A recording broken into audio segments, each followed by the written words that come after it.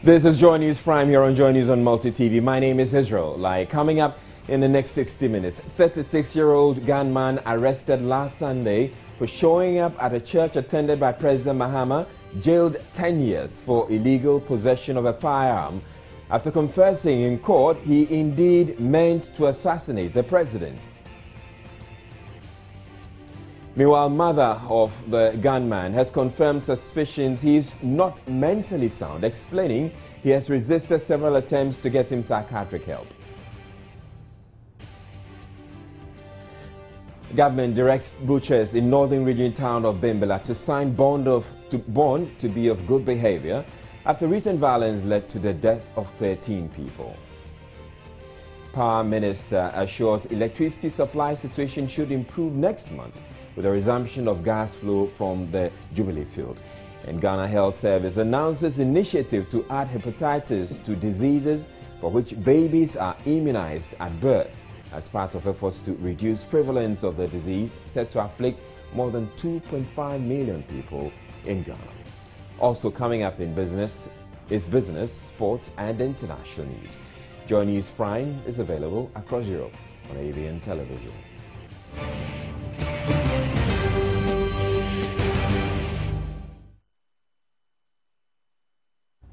A 36-year-old man arrested for showing up with a gun at the church attended by President Mahama has been sentenced to 10 years in jail in his first appearance in court. Charles Entry was arrested last Sunday at the Ringway Assemblies of God Church. Though the accused pleaded not guilty, he told the court he wanted to kill the president. The incident happened during church service Sunday, but the president and the First Lady were absent at the time. Joy News' Kwachi Afrenuyama, who was in court today, reports that Charles Entry appeared unrepentant as he showed no sign of remorse when he was ushered in by security personnel. The man was charged with possession of firearms without lawful excuse contrary to Section 11 of NRCD 9/1972, but pleaded not guilty.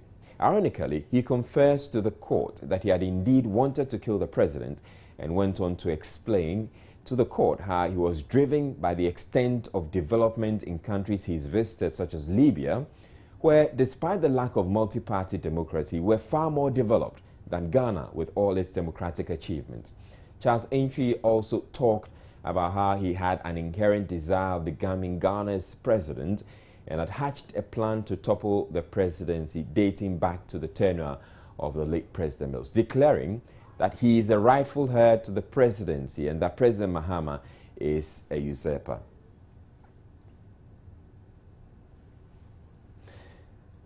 Now, based on his confession, the judge found Charles Entry guilty and sentenced him. Meanwhile, in a conversation that transpired between the gunman Charles Entry and officers transporting him to jail, he suggested the sentence had dealt a big blow to his presidential ambitions. Let's listen.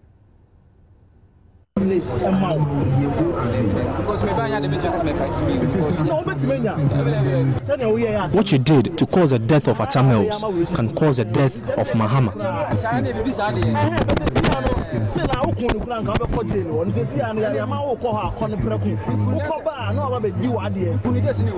No, that is not possible. That can only happen if Mahama is dead. When you return from prison, you can become president. Mandela became president after 7 terms in jail. You can equally become president after 7 years sentence.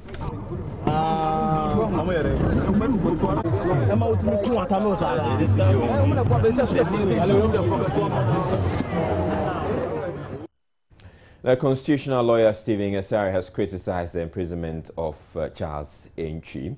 The man Charles Entry, as you know, has been sentenced to 10 years in jail now for a second-degree felony. But lawyer Asare says the judge erred in his ruling. He was speaking on today's big story.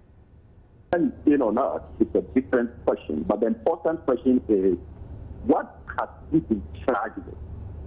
He's charged with unlawful possession of firearms. And if you are charged with unlawful possession of firearms, and you come and you start telling stories about Libya and President Mills and President Mahama, these are all interesting, but are entirely irrelevant what he is charged. So if those things that he said are the basis for the guilt pronouncement that the judge made, then the judge erred completely as a matter of law, because the evidence that is relevant to guilt would have been evidence about whether or not he unlawfully possessed firearms. Unless and until we have evidence on those things, it is premature to pronounce him guilty just because he's talking about milk and media. These are ramblings. Now he's been sentenced 10 years for second-degree felony. Yes, and that will also be against the Constitution, because in Article 19, the Constitution guarantees procedural due process. Before you can deny anyone their liberty, and you are talking about 10 years in jail, several things must happen. The most important thing is that whoever you are going to deny that liberty must be given adequate time and facilities to prepare for his defense. Here, the trial was done at what I call an 15-fold phase, from arrest, investigation, information, plea, trial, and sentencing. That's 48 hours. And in 48 hours, we decided to exhaustively examine the facts, and we know enough to send the guy to prison for 10 years. That violates the procedural due process. Second, the guy needs fair hearing. And because this is a felony charge, at the minimum, two things must happen fair hearing to occur. One, the person must be represented by a competent attorney. Right. And two, the person must have an opportunity to cross-examine those who are accusing him. He was not represented by an attorney. He didn't have any opportunity to cross-examine his accusers. Right. In fact, his accusers did not present any evidence at all. Right. No evidence. This is just what we call the plea stage. Very early. It's so early that any attempt to have sent him to jail, as the judge did, is previously in error and what I'll call hate-making weak. This is just weak. This decision will be set aside on appeal. It doesn't mean anything. The judge completely dropped the ball on this one. Well, the guy has... Now, security expert Dr. Kwesi Ening, who has also been speaking about this issue, is worried the country may never be able to bid goodbye to the proliferation of small arms. He explains until a number of factors, including 16 different contradictory regulations governing small arms and light weapons, are reviewed, the country will continue to see these kinds of incidents. No, we shouldn't and we can't, and there will never be an end, because we have a love relationship with guns in this country. There are 16 different contradictory, self-undermining regulations governing small arms and light weapons in this country. Thirdly, there's a certain social acceptability around guns in this country, and precisely also because people feel insecure, there's a certain warped analysis that if I get a gun for myself, I will be safe. Fourthly is the issue of enforcement. Since 1981, between 1991 and 2013, almost about 2.4 million guns have been legally registered in this country. Out of those numbers, one needs to re-register guns. In 2013, just about 2,000 or so were registered. So our ability to control our own laws and to enforce the laws relating to small arms is just non-existent. So the proliferation will continue. We live in a dangerous neighborhood, and we don't seem to be able to have a better grasp of the complexity of the situations around us. So I think it would be quite naive to think that people will stop demanding guns and having access to these guns. We know there are people who are supposed to ensure or issue licenses for these guns and also ensure the responsible use for these guns. How do we begin to hold these people responsible or accountable, beginning with the Interior Ministry? That's a fairly tough question. I think we can start with the Police Firearms Bureau and the Ghana National Commission on Small Arms. The Police Firearms Bureau basically registers all these guns in this country and should ensure that these guns are re-registered on an annual basis. So I think a starting point will be equipping, authorizing, improving the capacity of the Police Firearms Bureau to actually go after the people who have registered these guns. Now the question is whether the addresses and the identities that have been used to register can be traced. And a related development, the mother of the gunman has been speaking, saying that his son is mentally not sound mentally.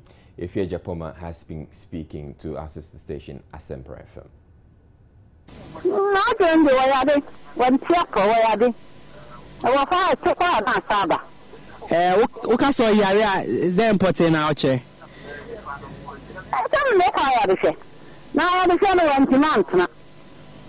I went into a senior panosu. Now they come out. Oh, yeah, me too. In case I'm the comparable, now me fa, then you say, a walk common a comma. Now Casacasa, no judge. One can be. And so, I thought I was to call and call it was an uncle, Ninyade, every other thing. Now I don't go to Mamma, what to be paid. And you were Casa and no crown, not a raffle. In the near break. 1 year passing another uncle. You see, a crown went tearful. Where are they? Not Nayari way, no, a dibber, a messing. And tell you.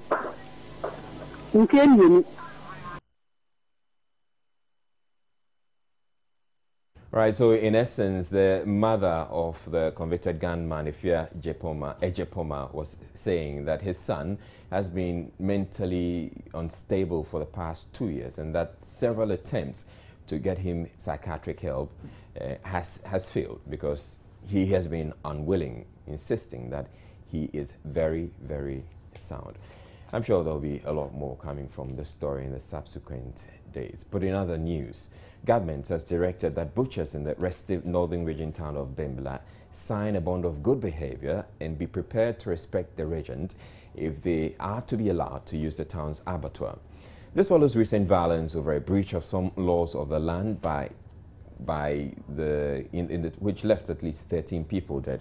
During a visit to deliver President Mohammed's message to the people, Deputy Interior Minister James Agalga said the area will continue to be under curfew until perpetrators of the recent disturbances are apprehended. Seth Kwame Boating's report from Bimbilla. The disturbance between butchers and the traditional authority in Bimbilla left 13 people dead and many properties destroyed. Deputy Interior Minister led a government delegation to the troubled town to assess the security situation there. James Agalga, in the company of the Northern Regional Minister, CID boss, and other security chiefs, toured the area, which is under 4 p.m. to 6 a.m. curfew. In a meeting with the regent of Bimbilla, Mr. Agalga reiterated President Mohammed's disappointment about the notoriety Bimbilla has gained in recent times. The president is very worried. The regional minister is worried. The Ministry of the Interior is very worried. Bimbilla was a very peaceful town. All those who settled and worked in Bimbilla became very prosperous. Bimbilla flourished. This is a special appeal to you to work hard with your elders, your chiefs, to restore peace in Bimbilla. Because with that peace, there is no way Bimbilla can develop. Nanung cannot develop without peace. The Deputy Interior Minister noted until perpetrators of the recent violence, which left 13 people dead, are apprehended, the curfew will not be reviewed. The delegation later held separate meetings with the chiefs and the butchers. Generally speaking, we were able to prevail upon the regent and his elders to embrace peace. They were very conciliatory in their responses. The chairman of REXED, the regional minister, and of course all of us here interrogated the issues, wanted to get to the bottom of the conflict. But the sad aspect of the issue is that some of the butchers took entrenched positions, and that compelled the regional minister, and of course all of us here, to issue directives to the effect that we must all be law-abiding, we must respect judgments of our courts.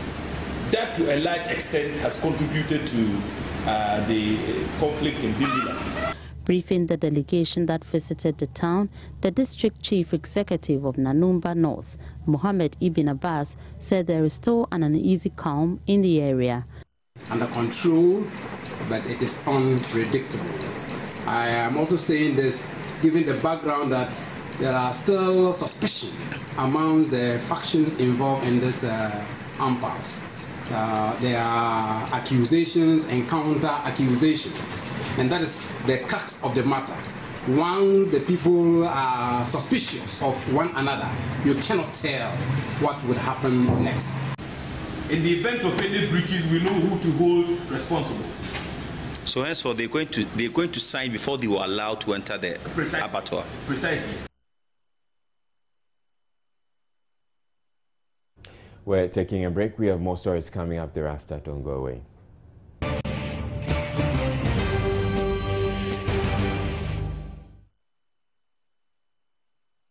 One of the owners of 3 shops that were destroyed in the fire Monday night at Abosokan says he suspects the fire was deliberately started by someone.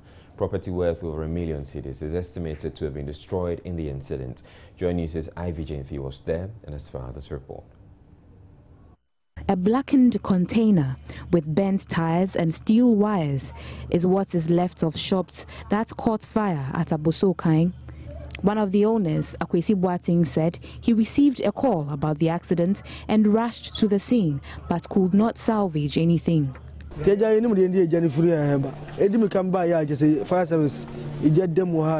do not know what started the fire. We rushed here to see if we could salvage something, but couldn't. We have lost everything. A resident of the area recounted the incident. Now, bomb police track a fire service. We got out of our homes immediately the fire began and called the fire service. They got here and extinguished the fire, but they had a hard time doing it. Though officials have not established the cause, Daniel Owusu, a victim, suspects foul play. The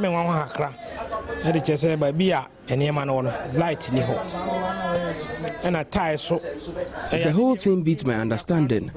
This place is not connected to electricity, so we cannot blame it on an electrical fault. I suspect the fire was started by someone, and I'm sure investigations will reveal who that person is. Unfortunately, the cost of this disaster must be borne by the owners since none of the shops were insured. Insurance, we have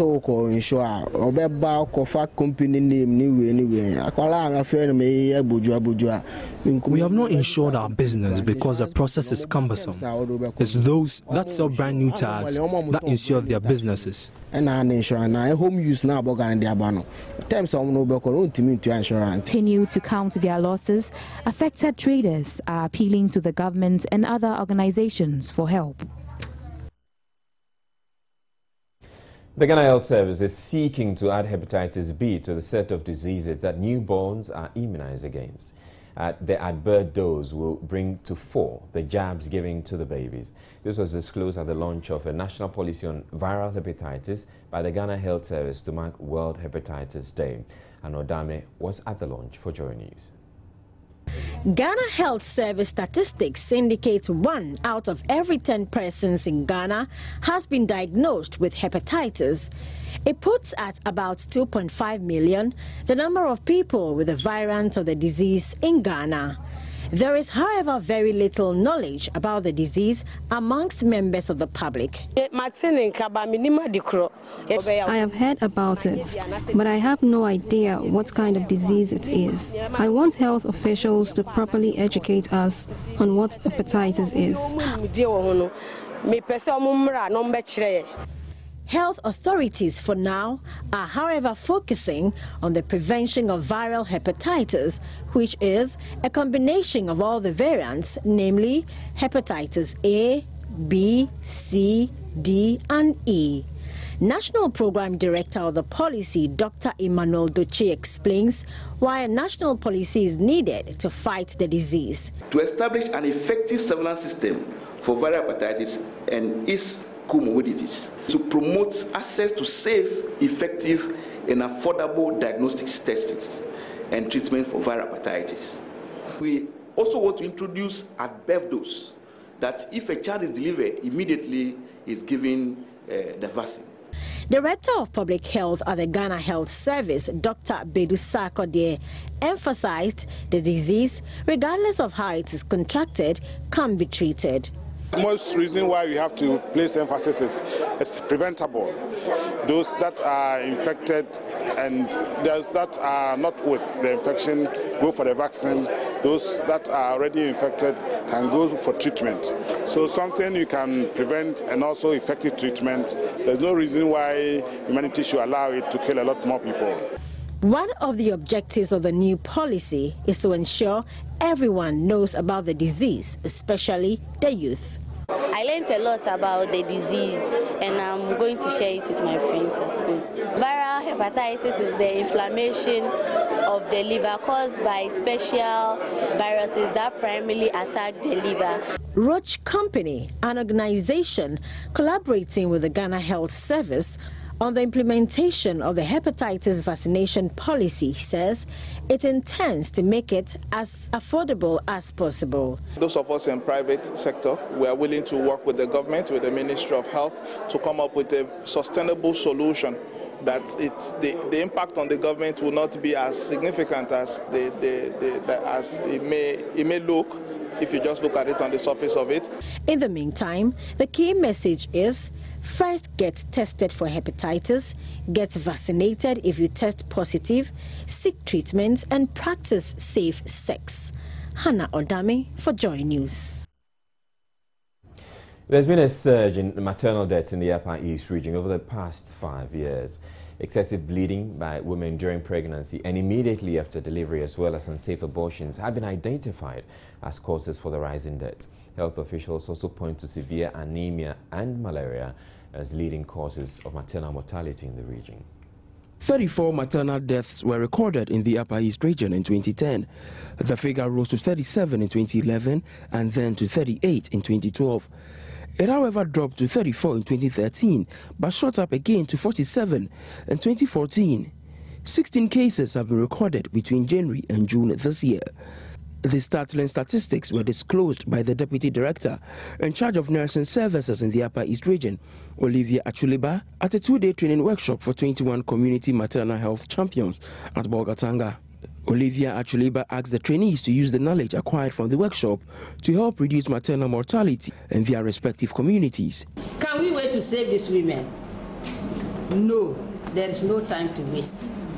From here, when we go, we have to go into action and see that the women that are pregnant, or even these adolescents that we are talking of, they all come to our health facilities for us to take care of them. Upper East Regional Program Officer for St. Ghana, Rahel Jabbar, was worried the country might not meet MDG 5, considering the increasing rates of maternal death recorded at health facilities across the country. So it's not just about the target, but people willing to educate, people getting to understand it. And so if we have these people in the community going back to train and they're supporting our CHIP centers, our health facilities, then gradually people getting to understand, and also some of our cultural beliefs. One of the community health champions, Nab Gilbert Afulang, who is also the chief of Seniensi in the Bulsa North District, blamed the death on some traditional practices. The Queen Mother of Tanga in the Boku West District, Beatrice Awimot Akpanda, advised men to assist their wives during pregnancy and after delivery. I would advise the men that the target is on them. They have to, when a woman is pregnant, they have to help her take some nutritious food. They give her eggs and whatever and fruits, and she will eat. And when the woman is going to hospital, they should accompany her to the hospital, to make her happy, to know that she's a married woman and her husband cares about the children she's going to give birth. If the husband is an old man, he can delegate a son to follow her up to go to the hospital. The 21 community health champions were drawn from Bolgatanga, Boko, Talensi, Boko West, Wilson North, Kasina Nankana West, and Garu Timpani districts. Prime Minister Dr. Kwabena Donko says gas flow from the FPSO Kwame Nkrumah will resume next month to ease the worsening energy crisis which has plagued the country for close to 3 years. He is hopeful the flow of gas will help government stick to its program of ending the crisis by the end of the year. He spoke to Joy News on the sidelines of an initiative between UK firm Asare Technologies and government to install solar-powered electricity in every deprived farming community, of which Asing Senchin in the central region is one. It is routine for plants to go down for plant maintenance. That has never been a problem. It's always been part of our planning process. The challenge has rather been the unplanned shutdowns. For example, but for the current challenge with the FPSO Kwame Nkrumah, load shedding should have been at the very minimal by now on our program. Fortunately, we know sometime in August, gas will start flowing. And when gas starts flowing, we will come back to normalcy. Just before the problem with the FPSO Kwame Nkrumah, I mean, we had seen positive signs of the situation turning for the better. We'll get there, and I'm sure we are still on schedule to end load shedding at the given time. The minister also explains government's policy to integrate solar into the energy mix. Government is looking at getting the right power mix so that we can ensure security of supply. It is dangerous to have just one source of power supply, and living in the current environment in which environmental considerations, especially pollution, climate change, and other aspects of the 21st century climatology comes into play. Government is committed to enforcing the Renewable Energy Act, which mandates government to have at least a 10% renewable energy mix in our generation. The VRA solar farm, yes, is to be expanded. But more importantly, the government is encouraging the private sector to set up solar farms. I have currently on my table more than 30 applications for various solar projects. What has been the hitch has been that most of them have required government consent and support agreement, which I think is not right. Well, Gridco has announced it has begun a program to reconfigure some of its substations, install additional transformers, and replace standby generators.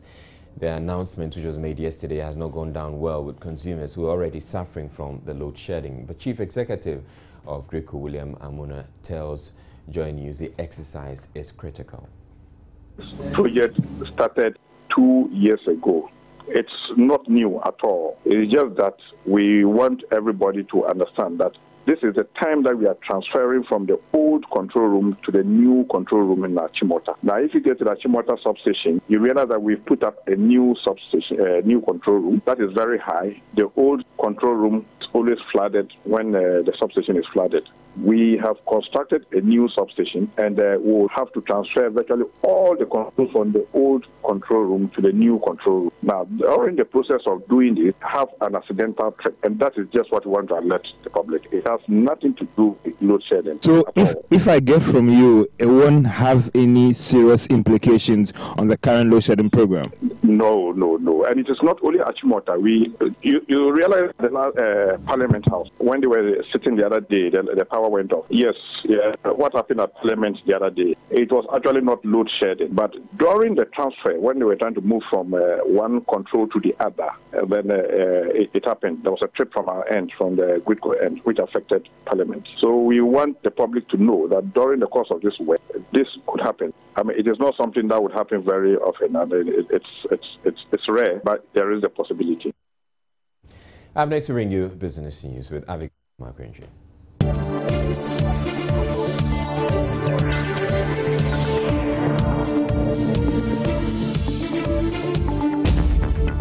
Hello there, time now to update you in the world of business. My name is Abigail Adomako-Enchi. Now, Western Union is marking their 20 years of operations in Africa, and they're saying it is not threatened by mobile money transfers offered by the various telcos and commercial banks. Western Union, a leader in global payment services, says it is aware of the advancement in technology 20 years down the line and is ready to harness the potentials it promises. President of Western Union for Africa, Jean-Claude Farah, assures customers of Western Union a refreshing experience for the next 20 years.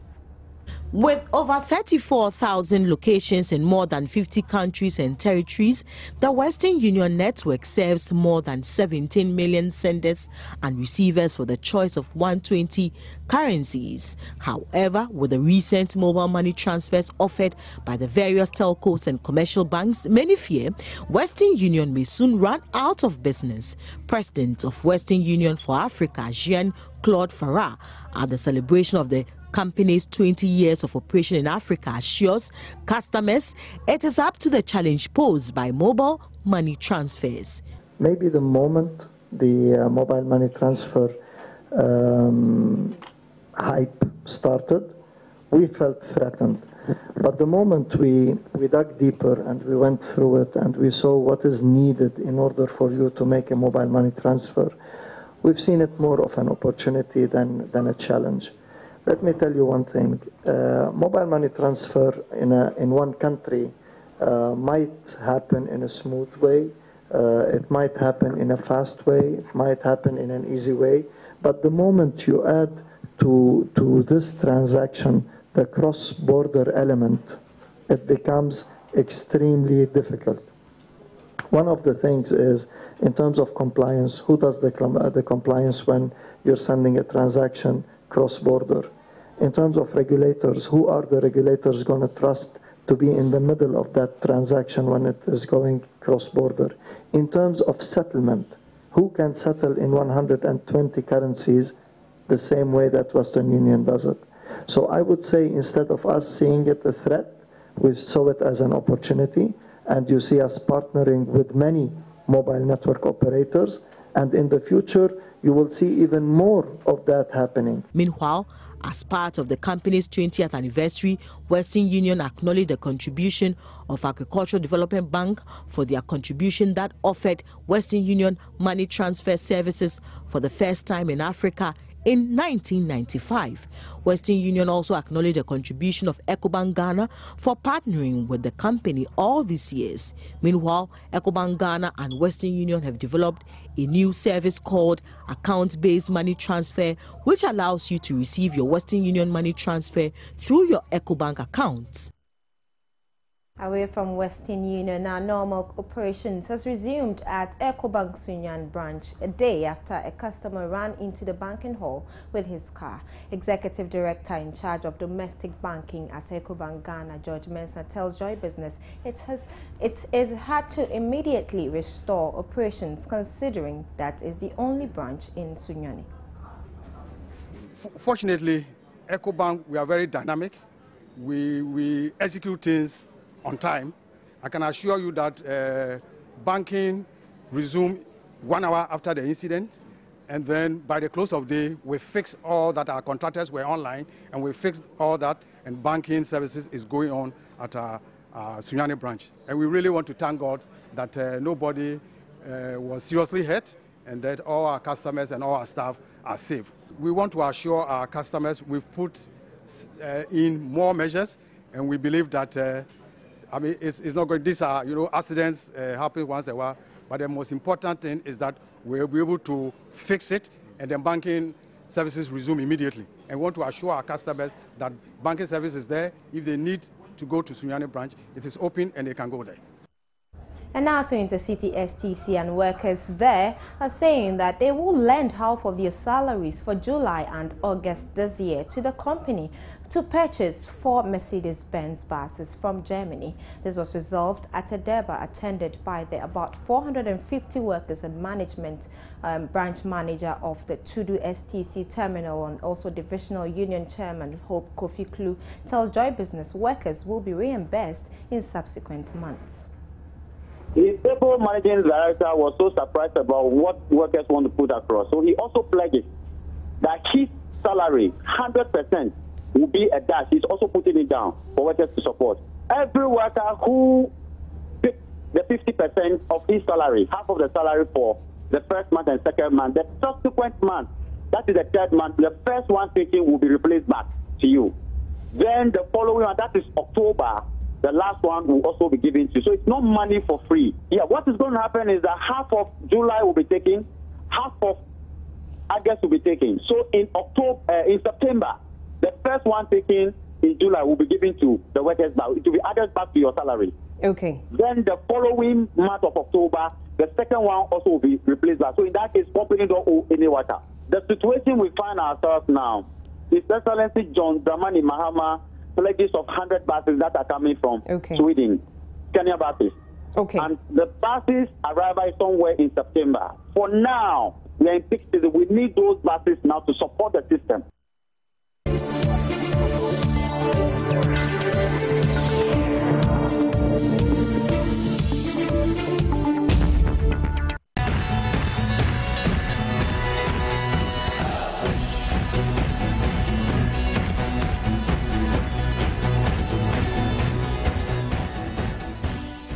Well, it's time for some sports now, and we'll begin with Black Star striker and new Aston Villa import Jordan Ayew, and he says he's excited to have sealed his move to the English Premier League side.